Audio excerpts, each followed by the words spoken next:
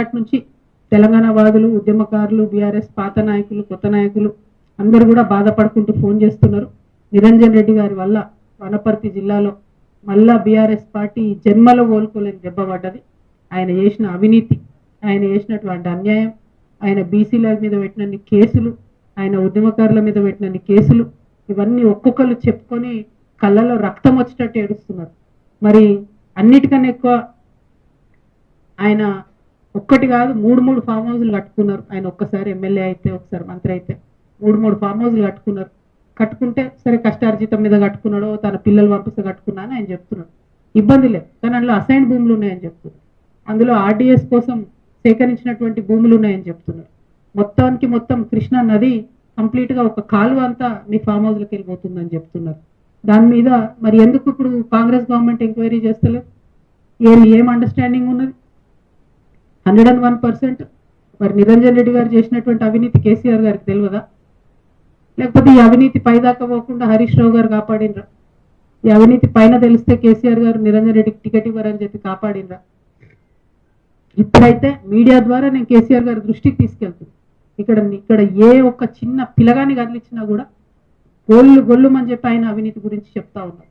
ఘోరాతి ఘోరమైన అరాచకాలు జరిగినాయి ఇక్కడ. ఇట్లాంటి నాయకుల్ని ప్రజల మీద రుద్దడం ఎందుకు? ఉద్యమకారులను ఇబ్బంది పెట్టడం ఎందుకు? దయచేసి ఇట్లాంటి మనుషులు ప్రజా జీవితంలో ఉండకూడదండి. ఇంకా ఈయన మనిషి, ఈ పెద్ద మనిషి మా తండ్రి ఏజ్ ఉంటాడని ఆయన ఇన్ని రోజులు ఏమనలే నేను. ఈయనేందో ఈమె పుచ్చు వంకాయ సచ్చు వంకాయ అనేదో మాట్లాడుతున్నట. నిరంజన్ రెడ్డి గారు, మీరు మా తండ్రి వయసులో ఉన్నారు కాబట్టి చాలా మర్యాద ఇచ్చి ఈ అంశాలన్నీ చాలా గౌరవంగా చెప్తున్నా నేను. మీరు అక్కడ లోకల్ ఎంఆర్ఓ ఆఫీస్ కాలబెడితే కూడా చూసుకుంటూ ఉండిపోయారట. మరి అది ఒకవేళ నిజంగా కేసీఆర్ గారికి తెలిసి ఊరుకుంటే మాత్రం 100% అది తప్పు అవుతుంది, అది కరెక్ట్ కాదు. ప్రజలు మంచి తీర్పు ఇచ్చారు. ఇంకా బీభత్సమైన మెజార్టీతో కొట్టేది ఉండే మిమ్మల్ని. ఇంకొకసారి నా మీద ఎటువంటి మాట్లాడితే తండ్రి వయసు అని కూడా చూడము, పిచ్చిగా మాట్లాడితే పుచ్చలేసిపోతా చెప్తున్నాను.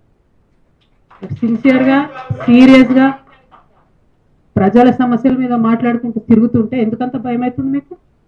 మీరు అంత తెలివితేటలు ఉన్నోళ్ళు అయితే, అంత గొప్పోళ్ళు అయితే, కేసీఆర్ గారు మీకు వ్యవసాయ శాఖ మంత్రి ఇస్తే ఎంత పని చేయాలి కాన్స్టిట్యున్సీకి? ఇట్లా పీడించుకొని తింటారా? ప్రజల రక్తం తాగుతారా మీరు? దేవుడు మాన్యాలు తింటారా ఎవరైనా? దేవుడి గుడిని కబ్జా పెట్టుకుంటారా ఎవరైనా? భూములు పెబ్బేర్స్ అంతా మీకే కావాలి, వనపర్తి మార్కెట్ మీకే కావాలి, గద్వాళ్ళ భూములు మీకే కావాలి. ఏంది ఇది? అంతుండాలి కదా భూదాహానికి, ధనదాహానికి. మరి ఈ విషయం కేసీఆర్ గారికి తెలుసో తెలియదో నాకు తెలియదు. నేనైతే బలంగా ఇప్పటి వరకు తెలియదని అనుకుంటున్నాను. ఇప్పుడు మీ ద్వారా తెలియజేస్తున్నా. ఈయన 1 ఎకరాకు నీళ్ళు లేకుండానే నీళ్ళ నిరంజన్ రెడ్డి అని పిలిపించుకోండి. ఏం పిలిపించుకోలేదమ్మా. నీకు కావాలంటే ఆ టైటిల్ వాపసు కవర్లో పెట్టి రాసి పంపిస్తా. నీ టైటిల్తో నువ్వు సంతోషంగా ఉండు జీవితకాలం, లిక్కర్ రాని అని. నాకేం అభ్యంతరం లేదు. నాకు ప్రజలు పెట్టిన నీళ్ళ నిరంజన్ రెడ్డి వద్దంటే విత్డ్రా చేసుకుంటా. నేను అడగలే, ప్రజలు నాకు ఇయ్యలే. వాళ్ళు పిలుచుకుంటారు ప్రేమగా. నవ్వుతారు జనం. ఎవడన్నా 1,00,000 కాదు 1,25,000 ఎకరాలకు నీళ్ళు ఇచ్చిన కేసీఆర్ సారథ్యంలో, కేసీఆర్ చిత్తశుద్ధితో, కేసీఆర్ చలవతో, ఆయన ఆశీర్వాదంతో 1,25,000 ఎకరాలకు ఒక్క వనపర్తిలోనే నీళ్ళు ఇచ్చిన. మిగతా జిల్లాలోని, ఉమ్మడి జిల్లాలోని సాగునీటి ప్రాజెక్టులు కానీ, విద్యా సంస్థలు కానీ, ఇతర ఇన్ఫ్రాస్ట్రక్చర్ కోసం కానీ సమిష్టిగా అందరం కలిసి చేసినటువంటి పని అద్భుతమైనటువంటి పని. 1 ఎకరాకు నేను నీళ్ళు లేకపోతే, మరి కేసీఆర్ నీళ్ళు లేకపోతే వనపర్తి ప్రాంతంలో రేవంత్ రెడ్డి ఇచ్చిన నీళ్ళతో వస్తున్నాయా? నీ ఉద్దేశం ఏంటి?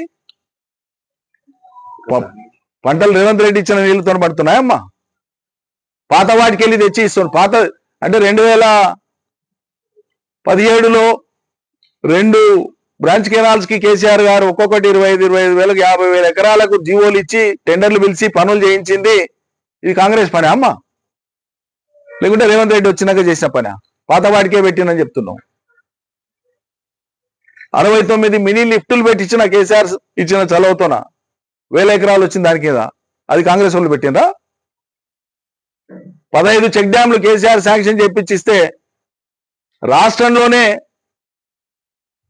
ఆల్ టైమ్ రికార్డుతో చేయించిన 50 రోజులు 55 రోజుల్లో చేయించిన ఒక్కొక్క చెక్ డ్యామ్ ఇవాళ ఒక్కొక్క ఊరి చెరువుకు సమానమైంది. భారతదేశంలోనే రికార్డు 5,000 ఎకరాల భూసేకరణ పూర్తి చేసి 7 టీఎంసీల నీటి సామర్థ్యం కలిగినటువంటి ఏదుల రిజర్వాయర్ ను 1 సంవత్సరం 10 నెలల కాలంలో పూర్తి చేయించేసిన. మేము పూర్తి కాలేదు, ఇలా పట్టించుకోలేదని మాట్లాడింది. ఇక మీకు తెలిసిన విషయం అదైతే ఇంక నేనేం చెప్పాలి?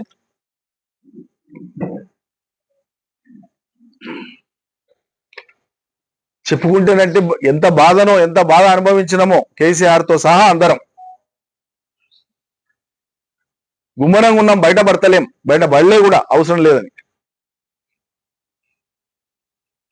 ఇంకా పెద్ద మేయార్తో ఓడించేది ఉండే అని మాట్లాడుతుంది ఈమె.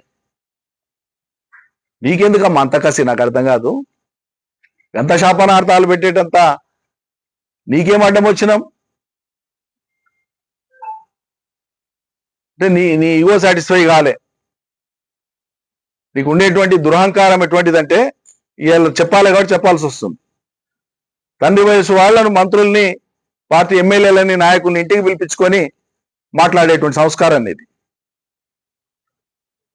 పోని వాళ్ళ జాబితాలో ఉన్నోళ్ళం మేము 4-5 మందిమే. నీవెవరు అసలు? ఒక కేసీఆర్ కూతురు అనే కదా నిన్ను ఇంతమంది గౌరవించింది.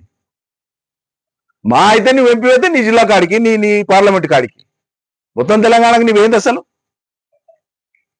నువ్వు ఎత్తక ముందు లోకంలో తెలంగాణలో ఎవరు బోనం ఎత్తనట్లు, ఎవరికి బోనం తెలియదు అన్నట్లు, నువ్వు ఆడక ముందు బతుకమ్మనే లోకం ఆడనట్లు.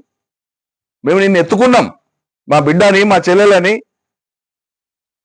ఎత్తుకున్నాం, మురిసిపోయినాం. తెలంగాణ ప్రతీకని విశ్వవ్యాపితం చేసే ఒక గొప్ప ప్రయత్నం జరుగుతుందని. కానీ ఈ ప్రయత్నం అంతా కూడా అటు తిప్పి